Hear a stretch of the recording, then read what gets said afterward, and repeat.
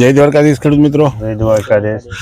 આજે આપણે જસદણ તાલુકાના શિવરાજપુર ગામમાં આવ્યા છીએ. હમણાં આપણે જગદીશભાઈનો એક વિડીયો બનાવ્યો. જગદીશભાઈનું બીજું જીરું વાપરેલું છે 3-4 વીઘામાં, અને જગદીશભાઈના ભાઈ છે અશ્વિનભાઈ, એની જીરું વાવ્યું છે. હવે ખાતરની કેટલી તાકાત ને ખાતરનો કેટલો ફરક પડે છે ને, એ ડિફરન્સ જોવા માટે ખાસ તો આ વિડીયો આપણે બનાવીએ છીએ. હવે મિત્રો, જગદીશભાઈ તમે આમાં ગ્રીન ઇન્ડિયા ખાતર વાપર્યું અને તમે જીરું છાંટ્યું, હાથે છાંટ્યું. હવે મિત્રો તમને હું ડિફરન્સ બતાવીશ. આ જીરાની રોનક જોજો તમે, અને આ જીરું ઓયણીથી વવાયેલું છે, ટ્રેક્ટરથી.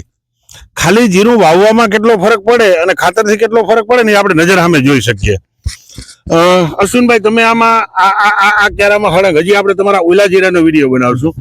હવે તમે આજે ખડ મારવાની દવા મારી છે, તો તમને નુકસાન શું આવ્યું?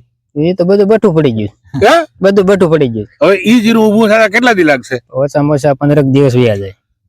હવે ખાસ કરીને ખેડૂતને મારી ભલામણ છે, ઠીક છે મજૂરના પ્રોબ્લેમ છે, આપણી ખેતીમાં ખડ થયું હોય તો ખડ નિંદામણ કરવું જોઈએ. બને ત્યાં સુધી ખાડ મારવાની દવા ન છાંટવી જોઈએ.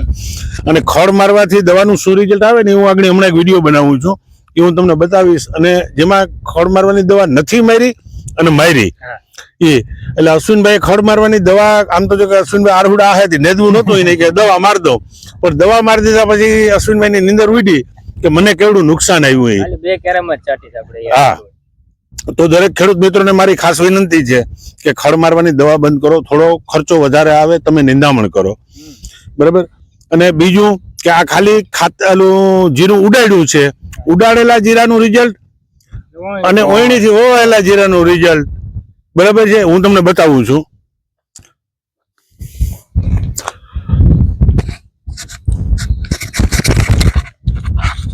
આ જીરું રહ્યું ને, આ જીરું ભાઈ એક જ દિવસે વવાયેલું છે ને ભાઈ જીરું.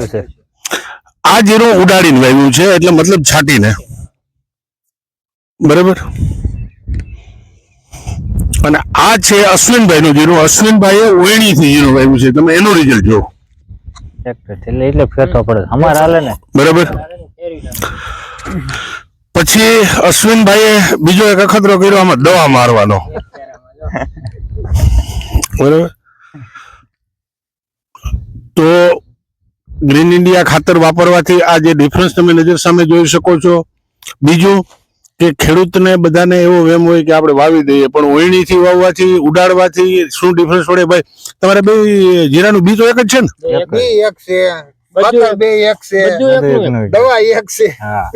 ઓકે, સરસ. તો આ ડિફરન્સ તમે જોઈ શકો છો. આ જીરું ઓયણીથી એટલે કે મતલબ ટ્રેક્ટરથી વાવેલું છે, અને આ જીરું ઉડાડીને વાવેલું છે. એક જ દિવસે એક જ બિયારણ છે. બીજો જસદણ વિસ્તાર છે, શિવરાજપુર છે, આસપાસના જસદણ તાલુકાના ગામડામાં કોઈને ખાતર જોતું હોય તો આ અમારા ડીલર છે ભૂપતભાઈ ગઢવી, ભાવેશ એગ્રો. ભૂપતભાઈ તમારો મોબાઈલ નંબર બોલો. 99-46-70-47. ખેડૂત મિત્રો કોઈને ખાતર જોતું હોય તો ભૂપતભાઈનો કોન્ટેક્ટ કરજો અને ખાતર મેળવી લેજો.